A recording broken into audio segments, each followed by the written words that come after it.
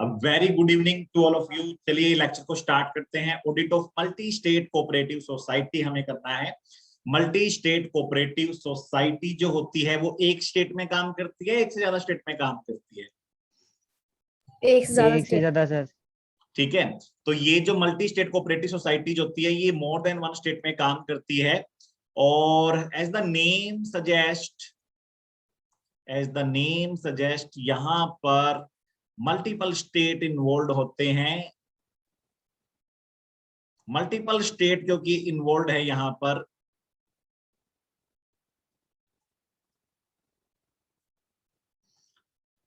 तो इसलिए अलग एक्ट बना दिया, multi state cooperative society act. Year बता सकते हो कौन सा है? Multi state cooperative society act का ईयर कौन सा है? 2002। The Multi-State Cooperative Society Act 2002 govern the multi-state cooperative societies। एक बात मैं आपको क्लियर कर दूं, सिंगल स्टेट कोऑपरेटिव सोसाइटी में कॉर्पोरेट लुक कम होता है, मल्टी स्टेट कोऑपरेटिव सोसाइटी बड़े लेवल पे पहुंच जाती है। तो सरकार चाहती है कि ये कॉर्पोरेट टाइप से फंक्शनिंग करे, इनके ऑपरेशन जो हो वो कॉर्पोरेट स्टाइल में हो, लेकिन दिल वही देसी हो, दिल वही किसान वाला हो, दिल वही दिलदार मजदूर वाला हो, दिल वही आम भारतीय का। यानी कि हम चाहते हैं कि इनके यहाँ सिस्टम ज्यादा हो, बट इनके लिए फिर भी एक चीज बनी रहेगी पुरानी, वो क्या रहेगी? म्यूचुअल असिस्टेंस, एक दूसरे की सहायता कर, मेंबर्स एक दूसरे के लिए जीना और मरना, भाईचारा रखना। तो म्यूचुअल असिस्टेंस यहां पर जारी रहेगा, ठीक है, बट यहां पर हम सिस्टम ज्यादा चाहते हैं। अच्छा एक बात बताइए, सिंगल स्टेट कोऑपरेटिव सोसाइटी पर कौन सा एक्ट लगता है? The cooperative society act, year बताइए। 1912। 1912 कितना पुराना वो मतलब एक्ट है, द कोऑपरेटिव सोसाइटी एक्ट 1912, ठीक है। और उसके अंदर अमेंडमेंट्स हुई है बट उतनी नहीं हुई, और इसीलिए वहां पर जो स्टेट के कोऑपरेटिव एक्ट थे उनका रोल ज्यादा था।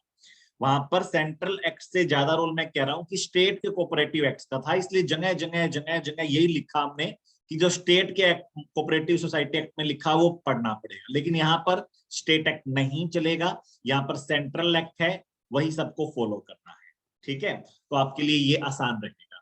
दूसरा ये आप सोच लो कि जैसे कंपनी ऑडिट है वैसे ही पढ़ने जा रहे हो आप, audit of multi state cooperative society.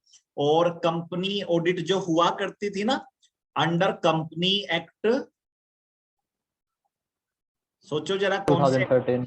No, company act कौन सा होगा जब ये एक्ट आया?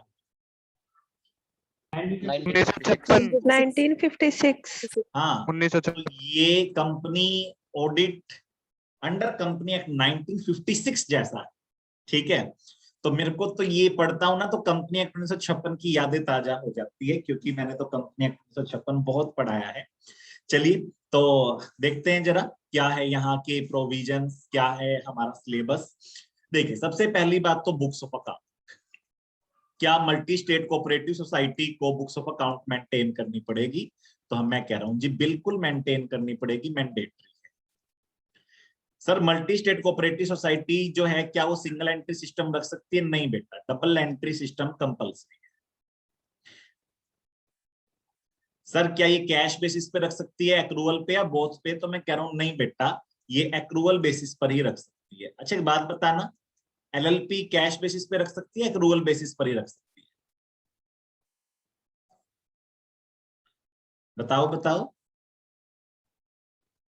चुप रहना भी फ्रॉड ही होता है। तुम सोचते हो कि हम चुप हो गए तो बात खत्म हो गई, जवाब नहीं दिया। एक्रूवल बेसिस पे सर। एक्रूवल नहीं, एलएलपी की मर्जी होती है, वो कैश या एक्रूवल दोनों पे रख सकती है, ठीक है।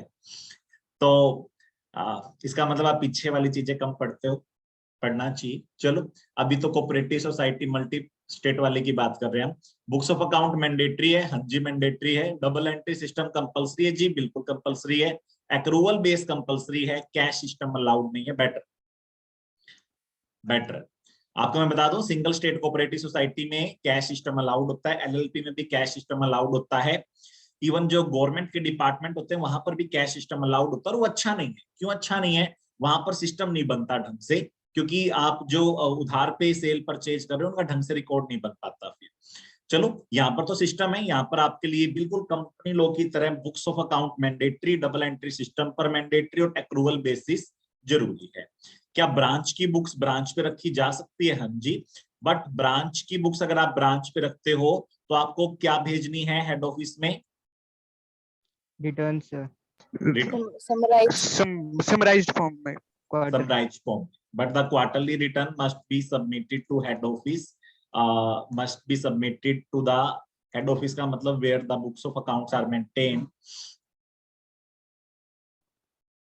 चलिए, समराइज बुक्स ऑफ अकाउंट के ऊपर देखिए यहाँ पे क्या प्रोविजन है। कह रहे हैं जी the multi state cooperative society 2002, जो कि अगस्त 2002 में भारत में पहली बार आया, ठीक है, उसके अंदर हम किन कोऑपरेटिव सोसाइटी को गवर्न करने जा रहे हैं? ऐसी कोऑपरेटिव सोसाइटी जिनके ऑब्जेक्ट एक स्टेट तक कन्फाइंड नहीं है। मल्टीपल जो स्टेट कोऑपरेटिव सोसाइटीज हैं, ये एक से ज्यादा राज्यों में काम करती है, और इनके ऊपर एक सेंट्रल एक्ट लगता है MSCS 2000। बुक्स ऑफ अकाउंट बिल्कुल सेम टू सेम डिट्टो, ये लगा लो आप क्या पढ़ने जा रहे हो। कौन सा सेक्शन कंपनी एक्ट 2013 का था? ऐसा हूबहू same section 2 clause 13 section 2 clause 13 की हूबहू कॉपी है, एक शब्द भी जो इधर उधर नहीं है, ठीक है। देखते हैं, कहते हैं जी every multi state cooperative society shall keep the books of account with respect to the sum of money received, यानी कि पैसा आया कितना, गया कितना, और किस मद में, यानी कि किस रिस्पेक्ट में आया और किस रिस्पेक्ट में गया। सेल परचेज का सारा रिकॉर्ड रखना है आपको बुक्स ऑफ अकाउंट में, एसेट लायबिलिटी का रखना है, और अगर आप प्रोडक्शन में एंगेज्ड हो, मैन्युफैक्चरिंग में एंगेज्ड हो, प्रोसेसिंग में एंगेज्ड हो, तो आपको material cost, labour cost, overhead cost के अकाउंट्स भी मेंटेन करने हैं। लेकिन यहाँ पर ये नहीं लिखा आपके ऊपर कॉस्ट ऑडिट जरूरी हो, तो क्या लिखा हुआ है यहाँ पर? अगर आपके बाय लॉ ऐसा लिखा हो तो, ठीक है। तो फर्क किया गया कि मल्टी स्टेट कोऑपरेटिव सोसाइटी की कॉस्ट ऑडिट कंपलसरी नहीं होती। फिर ये कॉस्ट अकाउंट्स क्यों मेंटेन करते हैं? अगर इनके बाय लॉ में लिखा हुआ हो तो देखिए the multi state cooperative society के अंदर जो रूल्स हैं, रूल्स 2002, वो कहते हैं कि हर कोऑपरेटिव सोसाइटी को बुक्स ऑफ अकाउंट मेंटेन करनी है, जिसके अंदर आपकी डिटेल्स होनी चाहिए किस किस चीज की, कि sum received and the sum expended and the matter in relation to which the sum was received or the sum was expended।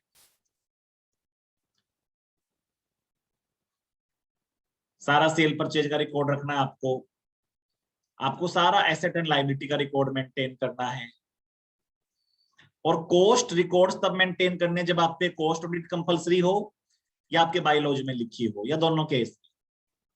Bylaws में लिखी हो। बायलॉज में where it is so required as per the bylaws of the society।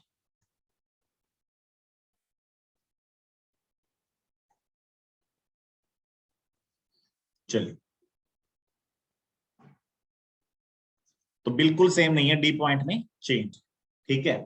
ABC बिल्कुल same है, D point में इन्होंने cost record तो company act की तरह रिक्वायर किए, बट यहाँ पर ऐसा कोई जिक्र नहीं किया कि कॉस्ट ऑडिट जरूरी हो तो रखना है। इन्होंने कहा कि अगर आपके बायलॉज में हो तो रखना है। एक्चुअली में कॉस्ट ऑडिट सिर्फ कंपनीज की ही होती है, that is the main reason. उसके बाद आते हैं यहाँ पर ऑडिटर।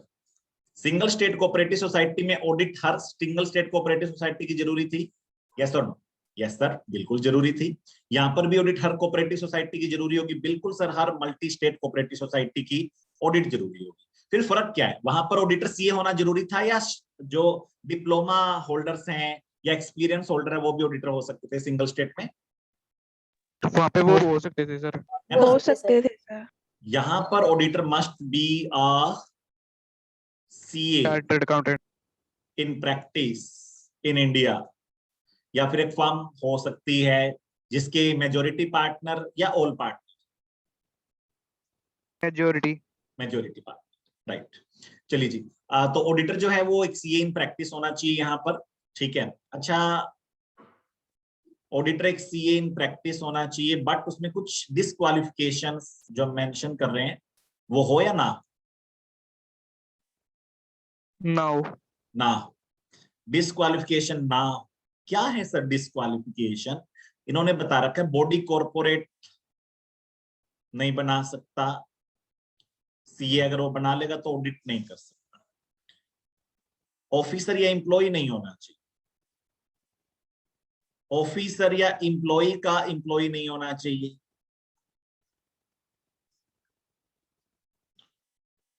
ऑफिसर या एम्प्लॉय नहीं होना चाहिए, ऑफिसर या एम्प्लॉय का एम्प्लॉय नहीं होना चाहिए, मेंबर नहीं होना चाहिए कोऑपरेटिव सोसाइटी का,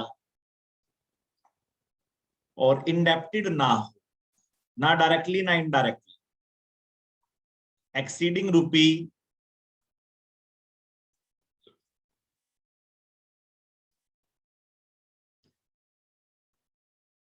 $1,000।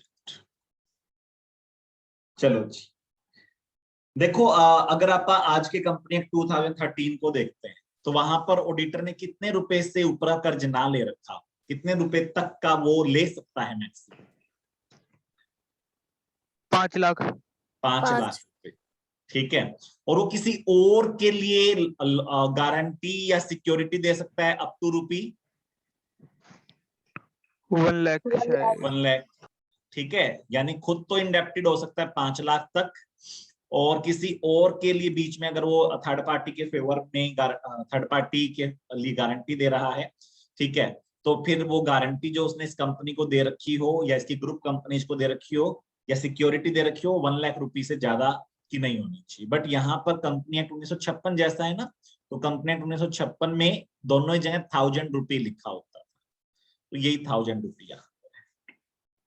तो देखते हैं यहाँ पर ऑडिटर की क्वालिफिकेशन। ऑडिटर की क्वालिफिकेशन है जी, who is CA as per the CA act 1949। जब आप सीए से ऑडिट करवाएंगे तो यहाँ पे तो लिखा नहीं सर सीए इन प्रैक्टिस होना चाहिए, बेटा सीए इन प्रैक्टिस ही जरूरी है, जॉब वाले से नहीं करा सकते। नॉट एलिजिबल, कौन कौन एलिजिबल नहीं है? बॉडी कॉर्पोरेट नहीं है, ऑफिसर या इंप्लॉई नहीं है, एक पर्सन जो मेंबर है कोऑपरेटिव सोसाइटी का वो नहीं है, या फिर जो इंप्लॉयमेंट में है किसके, ऑफिसर या इंप्लॉई के।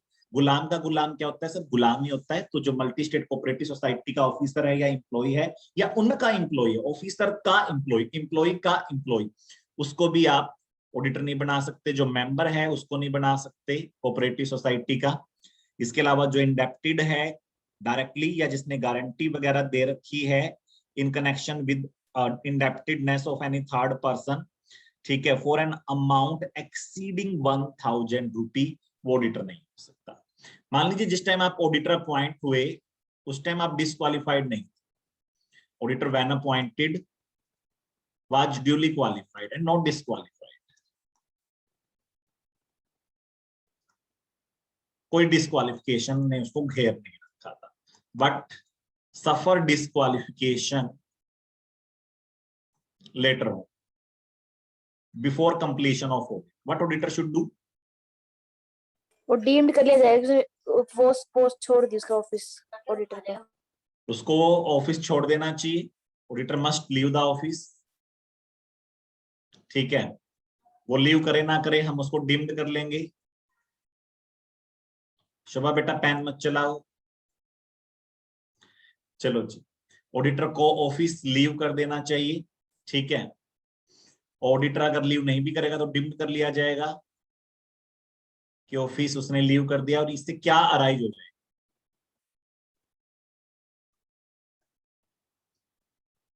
कैजुअल वैकेंसी, ठीक है। ऑफिस खाली है मान लिया जाएगा और कैजुअल वैकेंसी होगी जो भरनी होगी बोर्ड विद इन 30 डेज। चलिए जी, appointment of audit, who will appoint auditor here? Auditor को कौन अपॉइंट करेगा यहाँ? बेटा मैं आपको एक बात बता दूं, ऑडिटर को यहाँ पर बिल्कुल कंपनी लॉ की तरह अपॉइंट किया जाएगा। अच्छा, सिंगल स्टेट कोऑपरेटिव सोसाइटी में ऑडिटर को किसने अपॉइंट किया? रजिस्ट्रार। रजिस्ट्रार।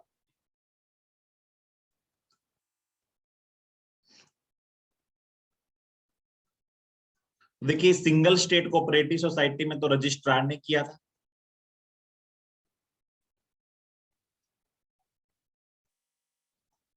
यहां पर कौन कर रहा है, बिल्कुल कंपनी लॉ की तरह है।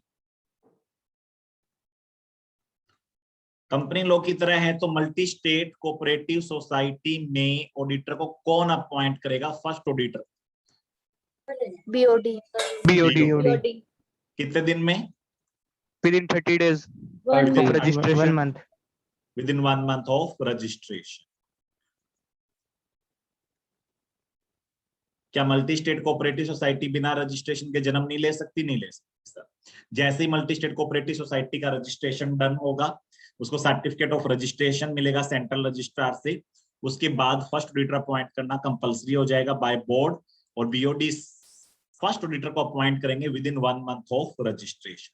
कंपनी लॉ में क्या लिखा होता था, अगर बीओडी फेल हो जाए तो कौन इस वैकेंसी को, मतलब ऑडिटर अपॉइंट ही नहीं हुआ, वैकेंसी तो मैं बोलूंगा ही नहीं, फर्स्ट ऑडिटर को अगर बीओडी फेल हो जाए तो कौन अपॉइंट, शेयर होल्डर Shareholder. बुला के क्या बुला के, annual general meeting, EGM EGM. नहीं सर, एनुअल जनरल मीटिंग तो हो नहीं सकती, एक्स्ट्राऑर्डिनरी जनरल मीटिंग बुलाकर शेयर होल्डर्स भर देते थे उस वैकेंसी को, कितने दिन में, 90 डेज के अंदर।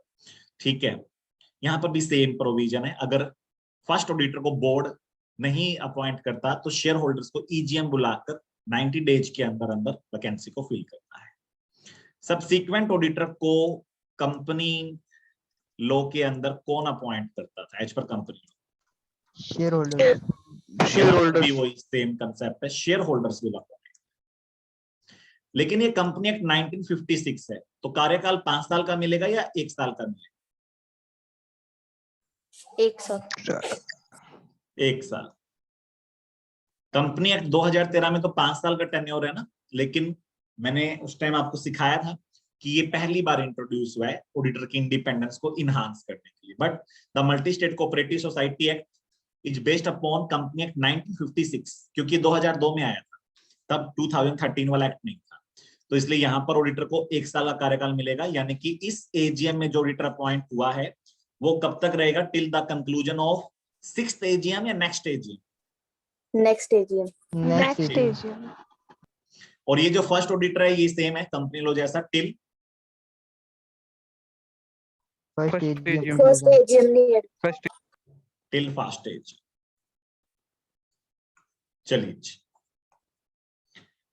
तो मल्टी स्टेट कोऑपरेटिव सोसाइटी के ऑडिटर की अपॉइंटमेंट हमने सीखी है। As per the section 70 of this act, first auditor shall be appointed by board within 1 month of date of registration, and the auditor so appointed shall hold office until the conclusion of first annual general meeting.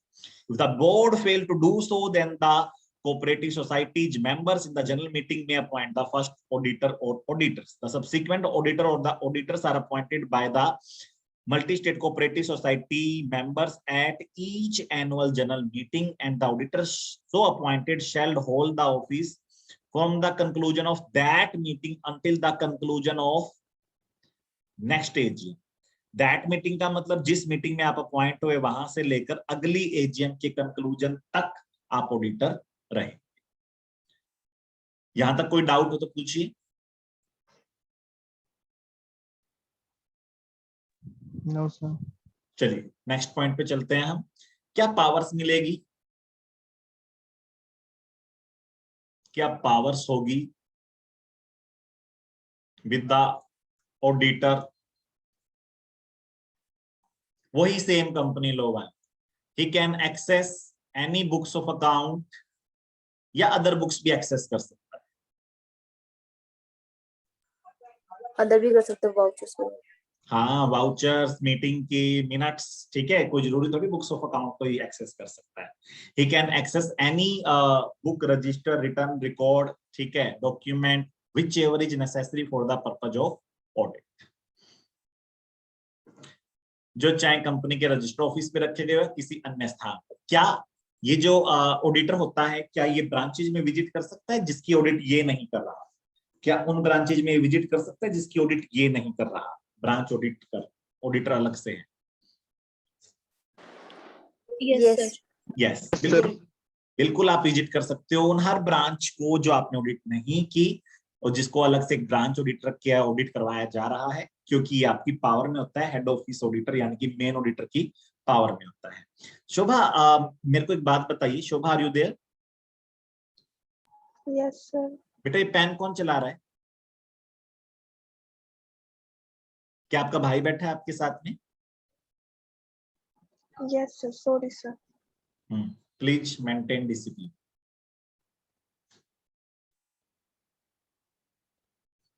Access the books of account etcetera, ये पहली power हो गई। दूसरी power क्या होगी? दूसरी power sir, he can demand, क्या demand कर सकता है? सब्सिडरीज के होल्डिंग्स, सब्सिडरी कंपनी के बुक्स ऑफ अकाउंट्स। इसके अलावा कोई भी इंफॉर्मेशन, एक्सप्लेनेशन जो भी ऑडिटर को जरूरी लगे for the purpose of audit. यही दो मेन राइट होते थे, access the books of account and demand any information explanation. इसके अलावा आपको पता ही जो छोटे मोटे राइट्स हैं कि वो किसी भी ब्रांच को विजिट कर सकता है, सब्सिडरी अगर हो किसी मल्टी स्टेट कोऑपरेटिव सोसाइटी के तो उसको विजिट कर सकता है वो, ठीक है। और भी इसके पास पावर होती है, रेमुनरेशन का राइट होता है, रेमुनरेशन ना मिले तो राइट ऑफ लिएन होता है, वे तो है ही है। बाकी मेन राइट से दो ही होते हैं, तो ये मिलते हैं। इसके अलावा स्पेशल पावर्स मिलती है आपको स्पेशल सर्कमस्टांसेस के अंदर। Let's check. कहते हैं जी सेक्शन 73 में डिस्कस किया गया power and duty. According to this every auditor shall have a right of access at all the times। all the times का मतलब आधी रात को या reasonable time. Reasonable time sir books of account को एक्सेस कर सकता है, वाउचर्स को एक्सेस कर सकता है जो हेड ऑफिस पे रखे हुए हो या किसी भी अन्य स्थान पे रखे हुए हो, और वो रिक्वायर कर सकता है किसी भी ऑफिसर या एम्प्लॉय से, भाई मेरे को ये इन्फॉर्मेशन दो, मेरे को बताओ क्या खिचड़ी पका रखी है तुमने, जो भी ऑडिटर को जरूरी लगे for the performance of his duty as an auditor. Just आपकी कंपनी एक्ट की लाइंस है, एज इट इज रिप्रोड्यूस हो रखी है यहाँ पर। इसके अलावा कंपनी लॉ में आपको स्पेशल पावर्स मिलती थी 6 केसेज के अंदर, स्पेशल राइट्स मिलते थे, स्पेशल ड्यूटी बनती थी आपकी 6 केसेज के अंदर। पहला केस था कि लोन और एडवांस अगर आपकी कंपनी ने दे रखे हैं विदाउट सिक्योरिटी, या फिर रेट ऑफ इंटरेस्ट जो है वो प्री जुडिशियल है यानी कि नुकसानदायक है, मार्केट रेट से कम रेट में दे रखा है लोन, ठीक है, या फिर जो सिक्योरिटी है वो इनएडिक्वेट है। और फिर लोन शोन एज डिपॉजिट, एक तो लोन दिया, डिपॉजिट शो किया। Mere book entry which were prejudicial to the interest of the company, वो आपको रिपोर्ट करनी होती थी, ठीक है, आपको रिपोर्ट करनी होती थी जहां पर आपकी कंपनी के डायरेक्टर बैठकर इन्वेस्टमेंट करते हैं, जबकि कंपनी इन्वेस्टमेंट कंपनियां बैंक नहीं है, और इन्वेस्टमेंट करके क्या खाते थे? लॉसेस करते थे, ठीक है। इसके अलावा पर्सनल एक्सपेंस अपने चार्ज किया करते थे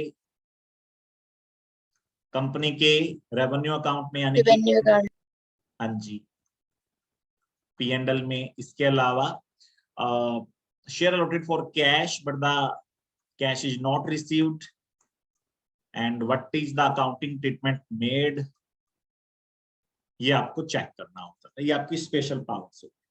यहाँ पर 4 स्पेशल पावर, एक तो ये वाली स्पेशल पावर नहीं है और एक ये इन्वेस्टमेंट वाली तो इसलिए नहीं है क्योंकि एक्चुअली में मल्टी स्टेट कोऑपरेटिव सोसाइटी जो है वो इन्वेस्टमेंट बड़े ही सख्त नियम कायदों में ही कर सकती है, तो यहाँ पर कोई इन्वेस्टमेंट कर दे ऐसा तो पॉसिबल ही नहीं है।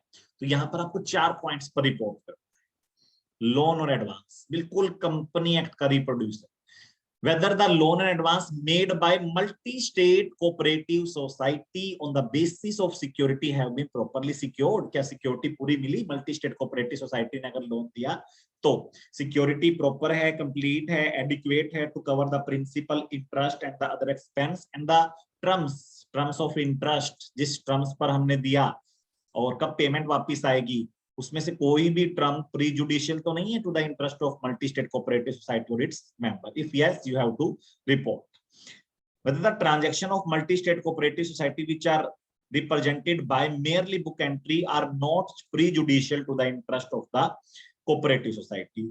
कि जो मेयर बुक एंट्रीज है, केवल किताबी एंट्री जिनका कोई वजूद नहीं है, नकली एंट्रीज है, वो कोऑपरेटिव सोसाइटी के लिए नुकसानदायक तो नहीं है ना? आप कह रहे हो नहीं जी है नुकसानदायक, तो आपको रिपोर्ट करना है। पर्सनल एक्सपेंस अगर चार्ज किए जाए रेवेन्यू अकाउंट में तो आपको रिपोर्ट करना है। ठीक है, कोई भी शेयर अलॉट हुआ कैश में तो कैश आना चाहिए, बिना कैश रिसीव हुए शेयर अलॉट कैसे करती है? आपको अगर ऐसा कोई भी सर्कमस्टांस दिखे जहां पर इन्होंने शेयर्स को अलॉट कर दिया और कैश रिसीव नहीं हुआ, तो आपको रिपोर्ट करना है हाँ शेयर अलॉट किए फॉर कैश और कैश रिसीव हो गया तो वेल एंड गुड है। ठीक है, अगर कैश रिसीव नहीं हुआ तो क्यों रिसीव नहीं हुआ, फिर अलॉटमेंट कैसे करती है? उसके बाद देखते हैं कि बैलेंस शीट में क्या दिखा रखा है। अकाउंट्स में तो सिचुएशन सही है ना, कहीं अकाउंट्स में भी सिचुएशन गलत दिखा रखी है। एक तो इन्होंने शेयर अलॉट किए फॉर कैश और कैश आया ही नहीं था, तो फिर ये बड़ी गलत बात है। एक तो ये आपके लॉ का उल्लंघन है, दूसरा आपने उसको अकाउंट्स में भी अगर गलत शो किया हुआ है तो ये और भी गंभीर बात है। ये आपको चेक करके अपने पॉइंट्स डालने थे। होपफुली ये 4 पॉइंट आप सभी के किए हुए हैं। तो पावर एंड ड्यूटीज वही है जो हमारे कंपनी ऑडिटर की हुआ करती थी। ठीक है, बुक्स ऑफ अकाउंट को एक्सेस कर सकता है, कोई भी रिपोर्ट एक्सेस कर सकता है, जो भी necessary for the purpose of audit, information explanation मांग सकता है। और इन 4 पॉइंट्स के ऊपर उसके पास स्पेशल पावर्स है। इन 4 पॉइंट के ऊपर वो स्पेशल पावर एंजॉय करता है। लोन एडवांस, इनएडिक्वेट सिक्योरिटी या फिर prejudicial transfer share allotted for cash but cash not received, and what is the position shown in the balance sheet, is it misleading, ये आपको चेक करना है। Mere book entry which are prejudicial आपको report करनी है, और personal expense जो PNL में चार्ज किए गए वो आपको रिपोर्ट करने हैं। उसके बाद मेन ड्यूटीज क्या है? मेन ड्यूटीज भी सेक्शन 73 में ही है। मेन ड्यूटीज है बेटा आपकी रिपोर्ट। क्या रिपोर्ट करें सर हम? रिपोर्ट कीजिए बेटा, ठीक है, कि accounts are true and fair और नॉट। रिपोर्ट कीजिए whether accounts, financial statements are true and fair or not। Sir ये रिपोर्ट किसको बना के भेजे? मेंबर्स को। मेंबर्स को। फर्स्ट ऑडिटर है वो किसको बना के भेजेगा? सर वो भी मेंबर्स को एड्रेस करेगा। ठीक है, सब्सिक्वेंट ऑडिटर किसको एड्रेस करेंगे? सर वो भी मेंबर को एड्रेस करेंगे। हालांकि मेंबर तक हम डायरेक्टली नहीं पहुंचाएंगे, जो ऑडिटर है वो अपनी ऑडिट रिपोर्ट बोर्ड को सबमिट करेगा, बोर्ड को देगा, और फिर इसको एजीएम में पेश करेगा। एजीएम में हंगामा होगा। ऑडिटर की प्रेजेंस यहाँ पर एजीएम में कंपलसरी नहीं है, क्योंकि कंपनी एक्ट 1956 में ऐसा जरूरी नहीं था। तो ऑडिटर का यहाँ पर एजीएम में आना कंपलसरी नहीं है, बट उसको अपनी रिपोर्ट एजीएम तक पहुंचवानी है और बीओडी के थ्रू पहुंचवानी है। फर्स्ट ऑडिटर की रिपोर्ट भी एजीएम में जाएगी, सब्सिक्वेंट की भी, और जो कैजुअल वैकेंसी में ऑडिटर अपॉइंट हुए थे उनकी भी। रिपोर्ट में लिखना क्या है? आपको लिखना है, बताना है बल्कि, कि financial statement are true and fair और not. Whether financial statement are true and fair और नॉट, आपको सच सामने लाना है, सच सामने लाना है। आपको देश को सुधारना है, आपको सत्य का साथ देना है, ना कि किसी भी इंसान या भगवान का। चलिए, ऑडिट रिपोर्ट के अंदर और क्या कंटेंट होंगे? Proper books of account maintained और नॉट। ऑडिटर अपनी रिपोर्ट में बताएगा कि proper books of account maintained और not. necessary information and explanation which was demanded by auditor was received on time or not. Branch audit report received or not. Financial statement are in tally with the books of account or not.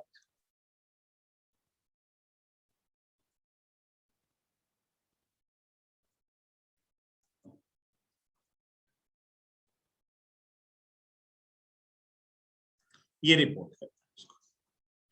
Sir company law में तो और भी point होते थे, बताना जरा और क्या क्या पॉइंट होते थे कंपनी लॉ में? ऑडिटर को और किन किन पॉइंट्स पर रिपोर्ट करना पड़ता था?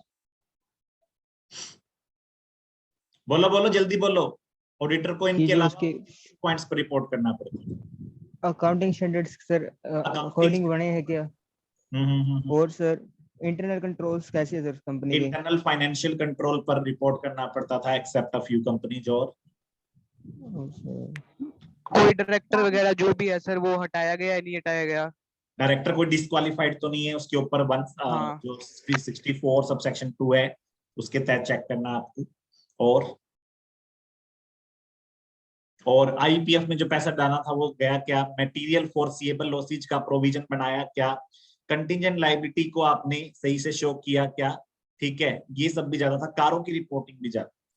यहाँ पर आपकी रिपोर्ट इतनी बड़ी नहीं, छोटी है, आपको बताना है प्रॉपर बुक्स ऑफ अकाउंट मिली, नेसेसरी इंफॉर्मेशन एक्सप्लेनेशन मिली, ब्रांच ऑडिट रिपोर्ट आपको मिली और आपने कैसे उससे फाइनल ऑडिट रिपोर्ट बनाई और क्या financial statement books of account के साथ एग्रीमेंट में है या नहीं है। देखिए जरा क्या है यहाँ पर कंटेंट ऑफ ऑडिट रिपोर्ट, बड़ा आसान है। As per subsection 3 and 4 of section 73, the auditor shall make a report to the members. Make a report to the members. ठीक है सर।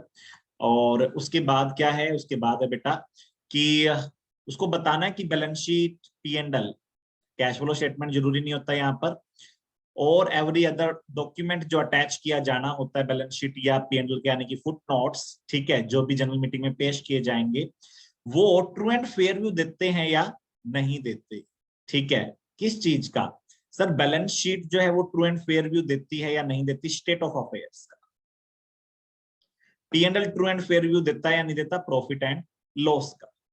क्या ऑडिटर को नेसेसरी इंफॉर्मेशन और एक्सप्लेनेशन जो भी उसकी नॉलेज और उसकी बिलीफ के अनुसार जरूरी थी वो मिली। क्या proper books of account maintain किया इन्होंने, ठीक है।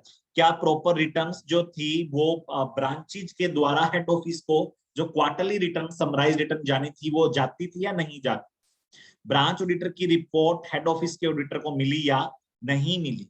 जिन ब्रांचेज की हमने ऑडिट नहीं की, हेड ऑफिस के ऑडिटर ने ऑडिट नहीं की, उनकी ऑडिट रिपोर्ट सीनियर ऑडिटर को यानी कि हेड ऑफिस के ऑडिटर को मिली या नहीं मिली, और कैसे हेड ऑफिस के ऑडिटर ने उससे मेन ऑडिट रिपोर्ट तैयार की, और क्या बैलेंस शीट और पी एंड एल आपकी जो है वो एग्रीमेंट में है या नहीं है with the books of account. इनमें से कोई भी पॉइंट अगर आपका नेगेटिव में हो तो you have to give detailed reason for the negative reply for the qualification.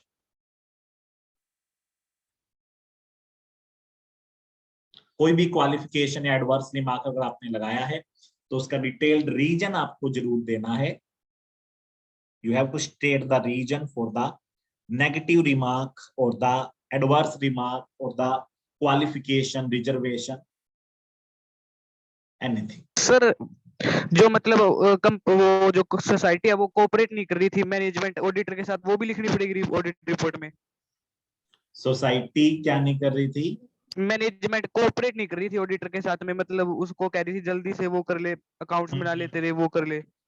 ठीक है, आपको क्या लगता है, आपको ये बात बतानी चाहिए? बतानी चाहिए। मैं अगर होता तो मैं जरूर बताता और बड़े बड़े अक्षरों में लिख के बताता, इन हरामखोरों ने मुझे ऑडिट नहीं करने दी, मतलब हरामखोर के जाए कुछ और लिख देता, ठीक है। लेकिन मैं बताता जरूर कि मतलब इन्होंने मुझे ऑडिट नहीं किया और इनकी वजह से मुझे सबूत इकट्ठा करने में दिक्कत हुई, या फिर मुझे सबूत मिले नहीं, ठीक है, मैं इकट्ठा नहीं कर पाया, मुझे लग रहा है कोई बहुत बड़ा फ्रॉड है। मैं किसी पार्टिकुलर एरिया में डिस्क्लेमर भी मार सकता था, या मैं पूरे एरिया में भी डिस्क्लेमर मार सकता था। मैं तो जरूर करना भी चाहिए। चलिए, उसके बाद नेक्स्ट पॉइंट है कि जो मल्टी स्टेट कोऑपरेटिव सोसाइटी है सर, उनके यहाँ होता क्या है बेटा, एक तो ये जैसे कंपनी लॉ की तरह ओपन मेंबरशिप होती है, मेंबर्स में come, members may go, but the multi state cooperative society will go forever, ठीक है। और यहाँ पर आप किसी को भी शेयर खरीद बेच के जा सकते हो, तो ये एक बड़ी अच्छी फैसिलिटी है। सिंगल स्टेट कोऑपरेटिव सोसाइटी में मेंबरशिप प्राइवेट कंपनी टाइप से होती है, रिस्ट्रिक्शंस बहुत होती है वहां पर, लेकिन यहाँ पर सरकार का कंट्रोल है। स्टेट कंट्रोल का मतलब राज्य नहीं है यहाँ पर स्टेट कंट्रोल का मतलब है सरकार का पूरा नियंत्रण होता है यहाँ पर, लेकिन सरकार इनको छूट भी देती है। छूट कैसे देती है सर? छूट ऐसे है ना बेटा, यहाँ पर ऑडिटर को रजिस्ट्रार ने अपॉइंट किया, ऑडिटर को बीओडी और शेयर होल्डर ने अपॉइंट किया, बट कंपनी लॉ की तरह यहाँ पर लॉ रिजिड होता है। डेमोक्रेटिक मैनेजमेंट का मतलब आप अपने डायरेक्टर खुद चुनते हो, कौन चुनता है? Share holders. एसोसिएशन वॉलंटरी, यानी कि पूरा गांव इसमें आए, कोई जरूरी नहीं है, जो आपका जुड़ना चाहे जुड़ सकता है, जैसे अमूल एक मल्टी स्टेट कोऑपरेटिव सोसाइटी है। सोर्स ऑफ फाइनेंस इनके पास बहुत होते हैं, मेंबर से ये कैपिटल लेते हैं, मेंबर्स से कैपिटल के अलावा ये डिबेंचर्स भी इशू कर सकते हैं। अगर इनकी मैं बात करूं सोर्स ऑफ फाइनेंस की, तो they enjoy wide source of finance, ठीक है, in comparison to single state cooperative society. सेवा का भाव इनको हमेशा रखना है। सेवा किसकी? अपने मेंबर्स की। और सोसाइटी की भी हो सके तो अच्छी बात है, बट अपने मेंबर्स की सेवा मुख्य इनका टारगेट होना चाहिए। सेपरेट लीगल एंटिटी, आपको पता है अमूल के जो सीईओ है वो आज भी अपने हाथों से गाय का दूध निकालते हैं।